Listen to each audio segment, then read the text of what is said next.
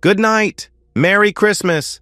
Thanks for coming, my wife and I called out, waving as our last party guest walked off our front porch. Amy and I have hosted a neighborhood holiday party for the past 6 Decembers. The parties started with just 4 couples and had steadily grown over the years. This year there were more than 35 attendees, and about a third of those did not live in our neighborhood. I assume the growth in attendance was largely due to increasingly heavy alcohol consumption and the silly naughty games that had become a much-anticipated event. Each year the games became a bit more risque, but never too over the top.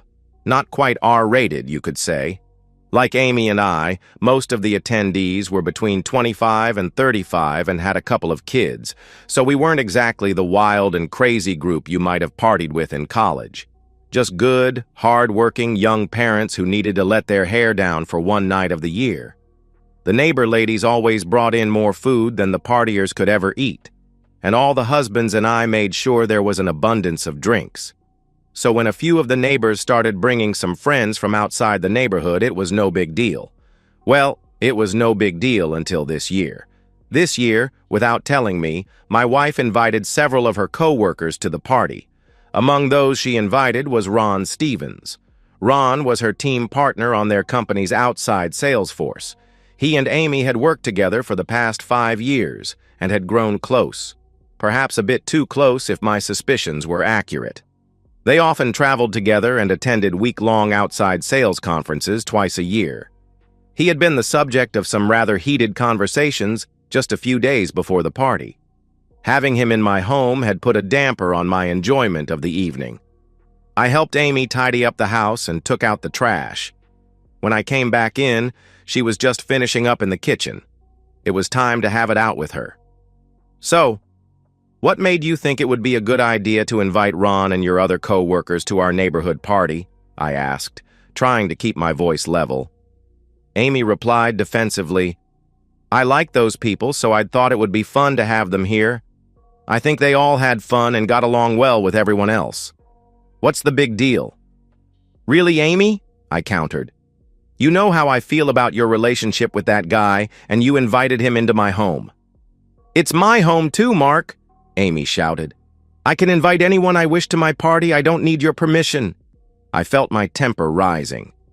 So, you think it is okay to embarrass me by parading your boyfriend around my house in front of your co-workers and our friends? You think I didn't see your co-workers' smirks and the raised eyebrows? What are you talking about? Amy scoffed. I've told you 50 times, Ron is not my boyfriend. No one was smirking at you. That's all just your silly jealousy, and I'm getting fed up with it. You think no one saw you sneak upstairs with him? I asked, my voice getting dangerously quiet. What were you doing, Amy? Why did you need to be upstairs alone with Mr. Wonderful? Forget you, she yelled. We didn't sneak upstairs. He needed the restroom and the downstairs bathroom was occupied. I just showed him to the guest bath. I wasn't upstairs for more than a minute or two. God, you're getting ridiculous. More lies, I shot back. You disappeared for more than 30 minutes. I know because your accomplice, Gail, was trying to keep me occupied so I wouldn't notice you had slipped off with Ron. I knew what she was doing and so I kept an eye on the clock. You're crazy, Amy retorted. Gail was probably just trying to be friendly. God knows why she'd make the effort with you. I noticed she didn't address the lie I called her on. She was a skilled negotiator, but, apparently, a less skillful liar.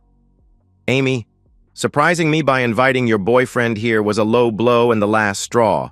I will not put up with any more of your lies and disrespect. I turned and marched up the steps as she hurled more lies and insults. I went into our ensuite and began gathering up some of my toiletries. As I was putting my things into my toiletry bag, I dropped my deodorant. It rolled off the counter and into the trash can. I bent to retrieve it and had to fish through the trash to get it. As I did so, I caught the flash of gold foil. My heart seized and my hand froze. I took a deep breath and grabbed the foil. It was a condom wrapper. Game over. I'd had a vasectomy after our second child was born, so I did not need condoms. Now I knew everything I had suspected was true. She was cheating on me. Amy came storming up to the open bathroom door, still hurling insults and saying I was paranoid. I had my back to her and slowly turned to face her. I held the foil in front of my chest. It's not paranoia when it's true. Oh no. Amy froze. Someone must have put that there as some kind of joke. It's not what you think. I didn't do anything. Stop. Just stop with the lies, I said coldly. It's over, Amy. I'm done. No, Mark. It's not over, she pleaded. It was a mistake. It wasn't part of my plan. Yeah, I know, I replied sarcastically. You didn't plan on me finding evidence of your cheating. That was a big mistake. No, that's not what I mean. Please let me explain what happened. Her voice was desperate now. I think it's pretty obvious what happened, I said, my voice ice cold. You snuck away from the party and betrayed me with your boyfriend while I was downstairs entertaining your friends. Did that make it extra exciting for you? To betray me in my house while I was right downstairs? No, that's not how it was, Amy insisted. Please, baby, please let me explain. It's not what I planned. I stuck the foil in my pocket. Amy stumbled out of the way as I brushed past her. I went through the master bedroom and into the hallway. I could hear her scrambling to catch me as I stepped into the guest bedroom and slammed the door in her face. I punched the lock just as Amy tried the knob. Mark, please, you have to let me explain. It's not what you think. Please, Mark, please open the door. You have to talk to me. Please open the door, she begged from the other side. I was pretty sure she didn't know how to defeat the door lock, but I slid the chest of drawers in front of the door just in case. Amy pounded on the door and begged me to open up until I turned on the TV and blasted the volume. Sleep was difficult. My mind raced back over every time Amy had worked late, gone on overnight sales trips, and attended conferences. Was she betraying me at all those times? It was too painful to imagine, but it had to be true. A tear slipped down my cheek and my gut twisted when I thought about having to tell my little girls their mommy and daddy would be splitting up. How could she do this to our children? How could she be so selfish? What could have made her fall in love with another man? Was it me? Was I a bad husband? Why? Why is this happening? The questions, the doubts, the hurt, the disappointment. It was relentless. I barely slept. In what seemed like just a few minutes, the morning sun came blasting through the window, almost mocking me. I flipped the covers off and got out of bed. I had a lot to do this Sunday morning. I moved the chest of drawers and stepped out into the hall. The door to the master was standing open. I leaned into the room just enough to see Amy was still sprawled across the bed. I pulled the door shut and went to the guest bathroom to clean up. I dressed and went to the kitchen for coffee. I had just carried my cup to the table when Amy walked in. She looked awful. Her eyes were puffy, her hair a mess, her nose was still red, and I think she was hungover. But darn it, she still looked beautiful to me. My stomach clenched with another wave of pain. How could this be happening to us? Is there enough for me to have a cup? She asked timidly. Help yourself, I said as I gestured at the counter. My eyes found the coffee maker. Sitting beside the pot was her coffee cup. I had already poured the exact amount of skim milk she liked into the cup, just like I did every morning. I didn't even realize I had done that. She poured her coffee and carried it to the table and sat down across from me. Mark, I messed up, Amy started. I thought I was being so clever. I thought it would teach you a lesson, but now I know I messed it up. I was stupid. I just wanted to shock you, but it got all messed up. I'm so sorry. You didn't deserve to be treated that way. You have every right to be angry with me. Well, thanks for giving me your permission to be angry, I replied sarcastically. That's so generous of you. You invite your boyfriend to my house and then proceed to betray me, knowing the house is full of our friends and your co-workers. Gee, it's really big of you to allow me to be angry about it. No, I'm doing this all wrong, Amy insisted. Honey, please let me explain from the beginning. It's a little late to explain your plans. I and all our neighbors got to watch you put your plan into action last night. Oh my God! Amy jumped up and ran around to my chair. She tugged one side of the chair, turning me away from the table. She quickly straddled me and wrapped her arms around my neck. "Please, baby, you have to let me explain this, please. Just give me 5 minutes. Please, Mark." I had pulled my head back away from her face, away from her lips, as she tried to kiss my cheek. As she pleaded with me, tears dripped down her face. I was so angry. I almost stood up and dumped her on her cheating behind me, but I knew I could never physically hurt her. Even if she richly deserved it, I just couldn't do it. I took a deep breath and slowly blew it out. "Okay, Amy, 5 minutes. Now please get off of me." 5 minutes, and I'm not moving," she insisted. "I can't risk you getting away before I tell you everything." I brought my left wrist up and looked at my watch. She got the message. "I now know it was really stupid, but that whole thing last night was just pretend until that dumbass Ron got stupid," Amy began. I raised an eyebrow. "Okay, you have been complaining about Ron for a few months," she continued. "You repeatedly said you didn't trust him, and by implication you didn't trust me to be able to handle the jerk. Even though I told you I had no interest in him, you wouldn't believe me. It was like you think I'm this naive little teenage girl who would not be able to resist the smooth-talking salesman like I'd ever fall for his, or any guy's nonsense lines." Amy went on with her explanation, claiming Ron had tried to come on to her, but she'd always refused. She said she'd decided to teach me a lesson about my jealousy by staging a scene where I would catch her and Ron doing nothing wrong. "I knew you watched me go upstairs with Ron," she explained. "In fact, we had to wait for you to finish refilling the ice bowl so you'd be facing the stairs when we made our move. Gail was supposed to be so obvious that you'd immediately see she was our distraction while we snuck upstairs. It all worked just as I had planned." Amy continued. "I took Ron to our room and put him in my chair. I sat on the bed and waited for you to come charging into the room. After several minutes, I realized you weren't coming to rescue me or confront me. At that point, I was a little too drunk to understand how badly I had hurt you. I guess I thought you'd just given up on us, and I started to cry. Ron came to me and pulled me up into his arms and let me cry on his shoulder. After a few minutes, I realized he was rubbing my back and stroking my hair. I stopped crying and started to pull away from him, but he kissed me." According to Amy, Ron then misinterpreted her intentions, exposed himself, and pressured her. She claimed she rejected him and he retreated to the bathroom, where he must have left the condom wrapper. "Baby, I had no idea that dumb jerk would pull that stunt," she concluded. "I told Gail what he did and she ripped him a new one and made him leave with her. I can call her and she'll confirm all of this for you." I just looked at her. I very slowly stood up, holding an arm around her as I slid her off my lap. I released her, picked up my cup, and walked to the coffee maker. As I refilled my cup, she slipped up beside me. "Mark, please talk to me," Amy pleaded. "I know you're still mad about what I did, but I didn't cheat. I told you what happened. I never went along with his advances. Like most of us, he was a little drunk last night and he messed up. Kissing me and exposing himself was definitely not part of my plan. He's stupid. I don't want to cause any problems at work, but come Monday in the office, Gail and I will make sure he suffers for his stupidity." "Oh, honey, I'm so sorry. Can you ever forgive me?" I studied her for a moment.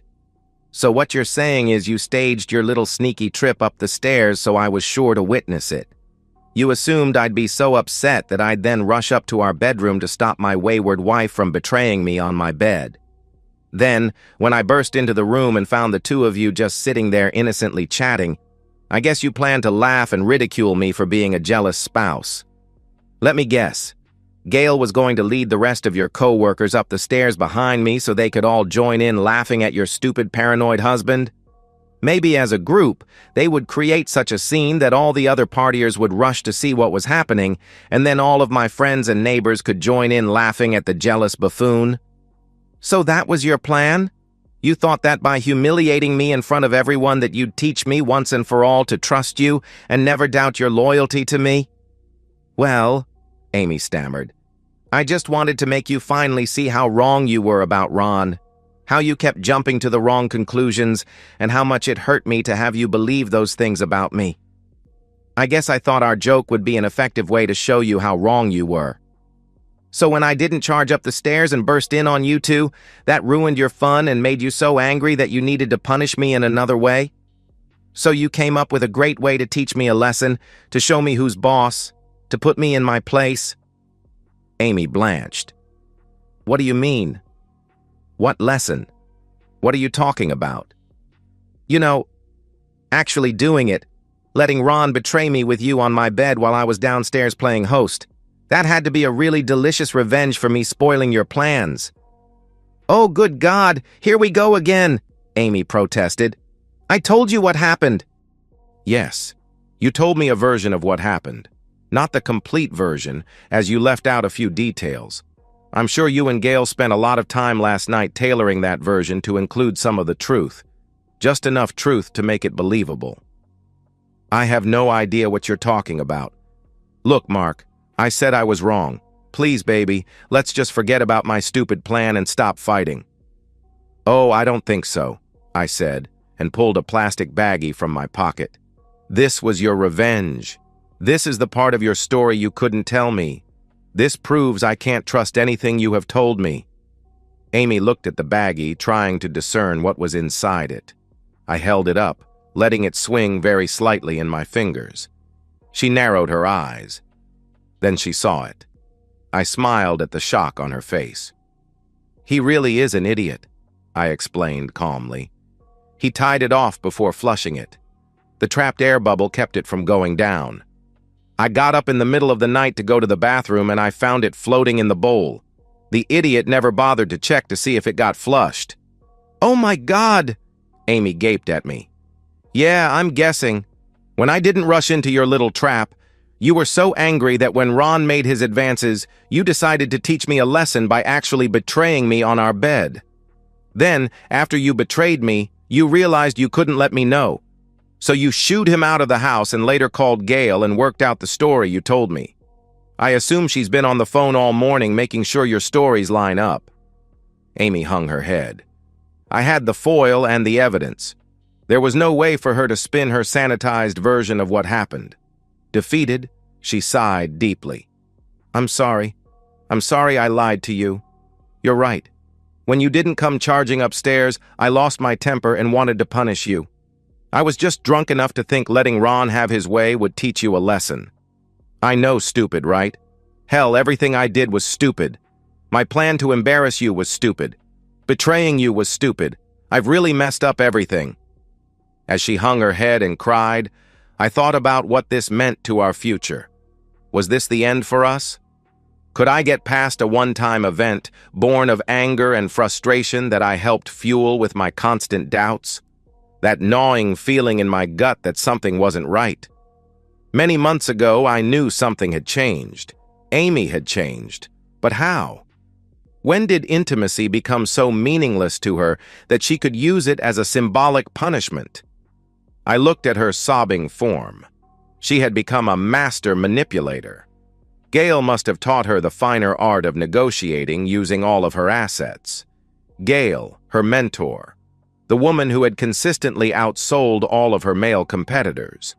Gail, the now aging sales manager, had taken young Amy under her wing. Gail, the notoriously flirty divorcee, had shown Amy how to win all her negotiations with her male clients. How could I have been so blind? I had been so proud of her for suddenly jumping into the lead sales position. Over the last few years, she had received many awards and bonuses. Gail was her biggest cheerleader. The bonuses had made it possible for us to start college funds for our kids and pay off all our bills, but at what cost? Time for some answers. I slowly began to clap my hands. Bravo! Bravo! That was quite a performance. Such quick thinking. Gail has trained you well. It took you no time to see you had lost the Ron skirmish, so you gave me this weeping apology, hoping I'd focus on your single mistake. A mistake you made in the heat of the moment and while slightly drunk. A mistake that you're pretty certain you could convince your children's father to forgive, for their sake. I have to admit, That is a pretty good strategy. You know I'm hopelessly devoted to my girls and would do anything for them. So you're counting on me to be willing to sacrifice my outrage at your mistake to avoid causing my innocent children any heartache. And why wouldn't I? I mean, you have now admitted your cruel plan to teach me a lesson by humiliating me, and you have confessed the mistake you made in drunken frustration when I foiled your plan. You have taken the blame for it all and have begged for my forgiveness. My goodness, what more could you do? The tears had stopped. Amy was frozen in place, studying my face, trying to read my unspoken thoughts. She didn't say a word. I could practically see her mind racing to figure out where this was headed and how she could regain control of the situation.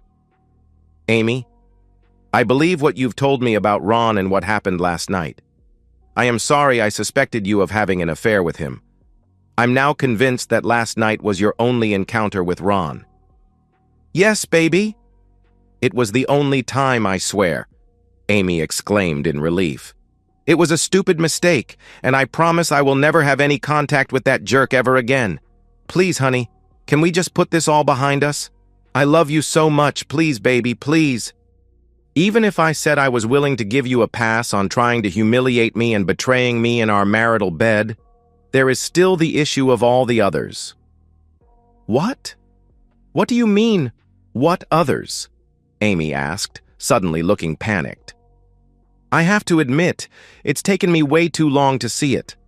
Once I got to know Gail and heard all the rumors about her, I should have seen it, but I trusted you. Then later, when my gut kept telling me something was off, I thought it was Ron. I was wrong about Ron, but I had every reason to be concerned about you, didn't I? Concerned?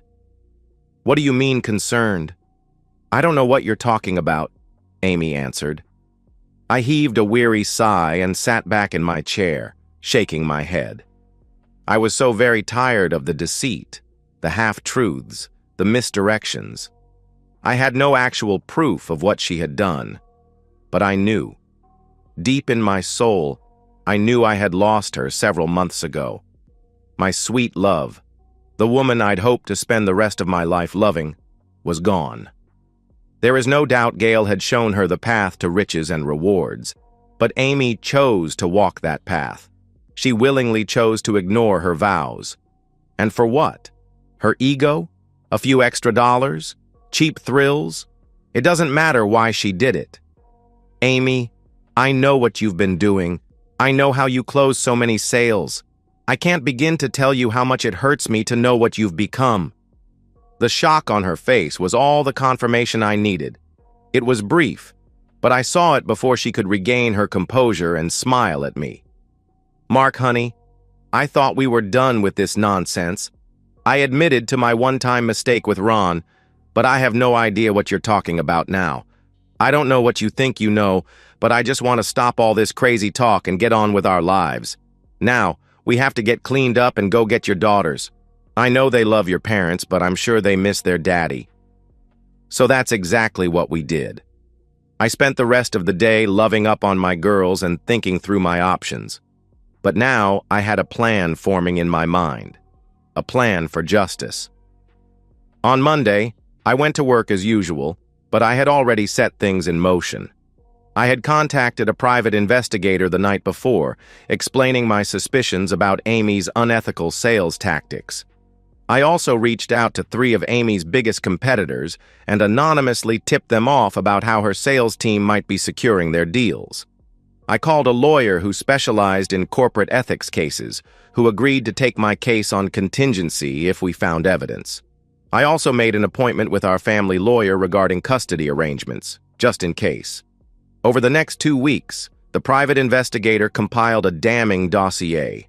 Not only had Amy been using unethical tactics to secure sales, but Gail had been orchestrating the whole operation, taking a cut of every bonus Amy earned. What's more, they had been falsifying expense reports, double billing clients, and manipulating contract terms after signatures were obtained. Rather than confronting Amy directly, I waited patiently. The investigation results were anonymously sent to the company's board of directors, the ethics committee, and several journalists who covered business ethics stories. I made sure the evidence was irrefutable. 3 weeks after the Christmas party, Amy came home looking shell-shocked.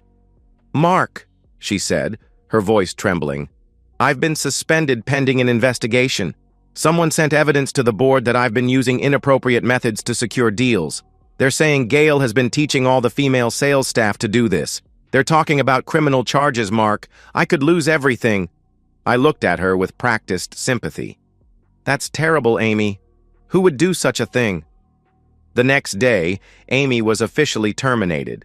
The company issued a public statement about its zero-tolerance policy for unethical business practices. 2 business journals ran exposés on Gail's sales techniques without naming specific salespeople. Amy's reputation in the industry was effectively destroyed. When she received the termination letter, she broke down. "How am I going to support myself? Who's going to hire me now?" she sobbed. "I'll always make sure the girls are taken care of," I assured her. "And you might want to speak to a lawyer about your options."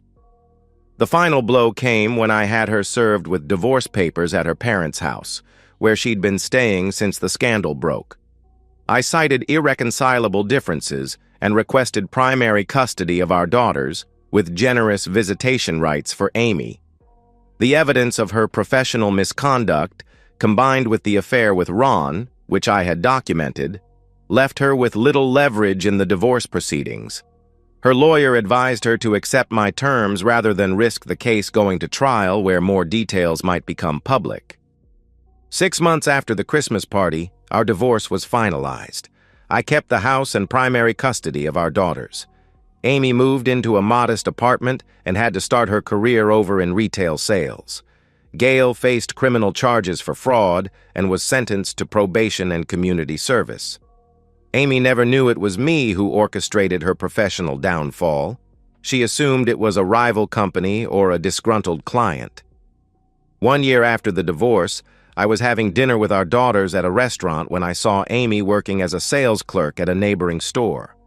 Our eyes met briefly, and I saw regret and shame in hers. I nodded politely and turned back to our girls. Later that evening, I received a text from Amy. "I know it was you. I don't know how you did it, but I know. You were right about everything. I'm sorry I threw away what we had. Please take good care of our girls." I didn't respond. I didn't need to. Justice had been served in the most fitting way possible.